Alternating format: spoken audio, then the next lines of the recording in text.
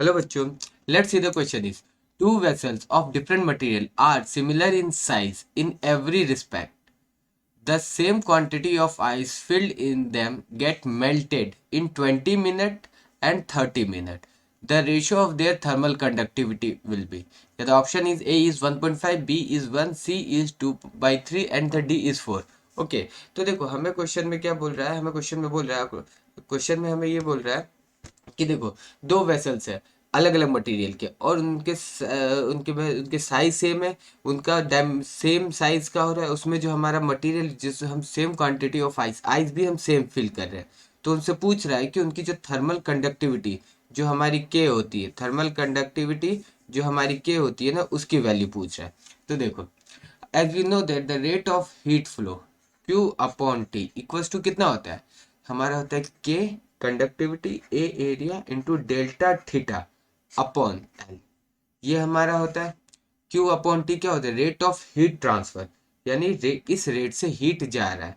ठीक है, वो हमारा बराबर होता है के ए, के होता है हमारा conductivity thermal conductivity, A area होता है, डेल्टा थीटा हमारा टेम्परेचर डिफरेंस होता है और एल उसकी लेंथ होती है। ठीक है, और Q इज इक्वल टू क्या होता है एम एल। एम क्या होता है मास होता है और एल क्या होता है latent heat of fusion, latent heat of fusion. अब यहाँ पे क्या हो रहा है, यहाँ पे क्या हो रहा है मेल्ट हो रहा है, तो उसका लेटेंट हीट ऑफ फ्यूजन होगा, latent heat of fusion F. तो ये कितनी ये होता है हमारा, तो हम ना क्यू की वैल्यू इसमें पुट कर देंगे तो ये हो जाएगा हमारा M L, M L upon T is equal to हो जाएगा K A delta theta upon L. तो यहाँ से हम के ए निकाल लें, के टी निकाल लें, के टी इज इक्वल टू कितना हो जाएगा M L into L upon A delta theta. अब देखो एम कांस्टेंट है, सेम क्वांटिटी है, लेटेंट हीट फिक्स है, आइस है तो उनका लेटेंट हीट ऑफ फ्यूजन 6 होगा 80, और लेंथ सेम है, साइज सेम है और एरिया भी सेम है और उनका टेम्परेचर डिफरेंस सेम है। तो ये सभी क्या है कांस्टेंट है, तो हम यहाँ से लिख सकते हैं के टी इज इक्वल टू कितना हो जाएगा कांस्टेंट। ये दोनों वेसल्स के लिए क्या हो जाएगा K T is equal to constant हो जाएगा।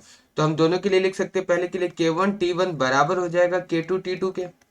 अब यहाँ पे क्या दे रहा है कि पहले वाले वेसल्स को 20 मिनट लग रहे हैं मेल्ट होने में और दूसरे वेसल्स को 30 मिनट्स लग रहे हैं। यानी कि हम यहाँ से लिख सकते हैं K one upon K two is equal to T two upon T one, that is 30/20 is equal to 1.5। यानी कि हमारा K one upon K two का रेशियो कितना आ गया 1.5। Okay, so we check the option is here, option A is 1.5, that is the correct answer, and the option B is 1, that is the wrong, and option C is 2 by 3, that also is the wrong, and the option D is 4, that also wrong. So here the correct answer of this question is option A 1.5. Best of luck.